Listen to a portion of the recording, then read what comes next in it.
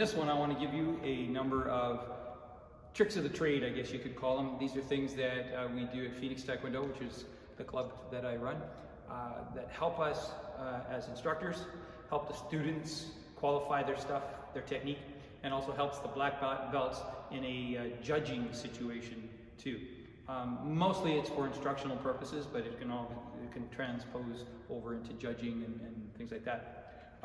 First one is we found that with the little guys, it's really nice to give them some sort of a verbal or pictorial kind of advantage to doing something. For instance, just as an example, to pick one technique, doing the outer forearm low block, how do you crush your hands?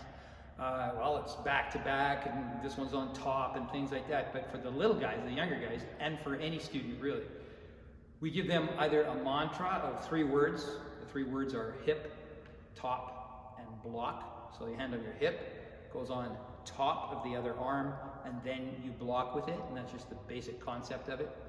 Or we give them a visual kind of thing, and for the little guys, you could say something like, peel a carrot. So this is the carrot, and this is the peeler, and you're going to peel the carrot.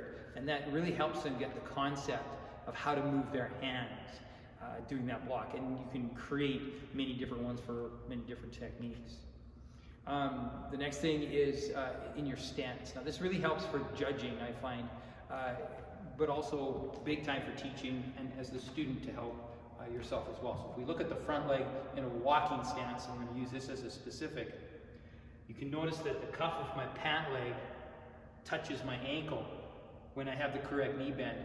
And as soon as I put too much knee bend, you see the pant leg now lifts off my ankle and moves towards my toes. Obviously, if the leg is too straight, it really doesn't help, but it really can get you that bend. As soon as my pant leg starts to leave my ankle, I know I'm getting too much of a bend.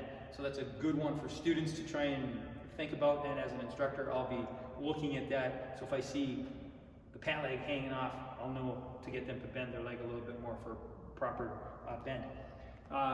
Sine wave moving along in a walking stance. This one's quite easy to see if you're going sideways. You can see the head if it's moving up and down in a nice smooth action. But where they're coming towards you or away from you, it's a lot more difficult to see if they're doing that sine wave. So a good point is to watch their feet and see where the feet go. If the foot that's moving basically cuts straight forward, you know they're doing a flat line.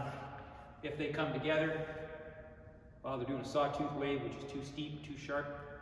If they cut through or just to the center line and back out again, then you know they're creating a good sine wave. Even if you can't see their head going up as much, that's a really easy way to see if they're doing it properly. Going sideways, you tend to see the body going up and down. It's a lot easier to determine if they're doing sine wave properly or not. The last thing I want to talk to you about is, and we've been doing this for over 30 years, electrical tape. Tape on the floor. We've got a whole bunch of tape on the floor, and there's many different reasons for all this tape on the floor, and I want to go over 4 of them with you real quick. I'll start with the easiest one first, actually.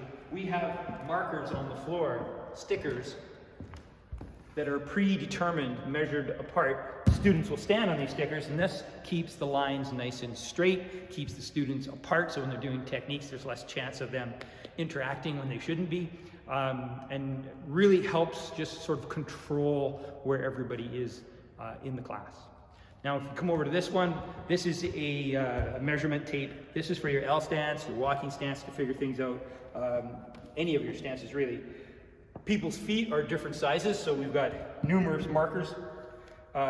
Parallel ready stance, just as an example, you gotta remember your feet, the length of your feet are approximately center line to shoulder line, half a shoulder width, okay? That's about the size of my foot. So if I measure out from this center point here, and I notice this red marker is where my foot is, I'll put the edge of my foot there. I do the same thing the other way. This one is right on that red one, and that's where the edge of my foot goes. I now have a parallel ready stance, the width of it. We can do the same thing for L stance. Check the length. I'll measure 1, 2, 3 of my feet for 1.5 shoulders long. It's this red, the third red one here. So I mark on the outside edge, put my front foot on the red marker. That gives me my L stance, and it allows me to train my muscles to be familiar with where they should be. And then of course, as senior belts will know, after a while, you don't have to look. You just know by feel where your stance is. The next thing we've done with tape is helping out a brand new student, 4-direction punch. These 2 black markers are your parallel stance, your starting position. And in this case, if I'm facing in this direction, the black tape is my right foot. So the first step, I go to number 1, then I go to number 2, then I go to number 3, and then I go to number 4, etc. Moving on. This is for 4-direction punch and 4-direction block. And we move over to these lines, these 2 parallel lines, and you can make different widths. We chose just to put 2 down. This is just to help you move through your walking stance. You're either going to be just outside the black lines, on the black lines, or inside the black lines, depending how tall you are, right? The smaller you are, the more narrow the stance will be. So you figure out your walking stance, and you move forward and backwards. You make sure you don't cross the center line, you just come to the center line, and you go back out, and you can take a couple steps forward, and you can take a couple steps backwards as well. This is another exercise that it's just going to help you get used to where your feet should be, so that you're training your muscles so they understand when you don't have the tape and you don't look and you just do it, what it should feel like. The last little point I want to give you, it's not about tape on the floor, it's about punching. A lot of times people have a hard time figuring out how to do the full face, or as an instructor, you see students turning themselves a little bit too much sideways and you're trying to fix it. Well, your first thing you want to check is their back foot. So if I'm in a walking stance and my back foot is turned sideways, which is incorrect, it's really going to turn my shoulders. So the first thing you got to fix is that stance, that foot, and turn it to the proper angle, 25 degrees, right? That's going to straighten up my shoulders quite a bit. And then just to teach them to get straight on, most of our beginner exercises are obverse punches, which creates an automatic turn. So what I like to do is give the students a reverse punch to really square them up. Tell them to keep the shoulders there while they do the next punch, which is the obverse punch.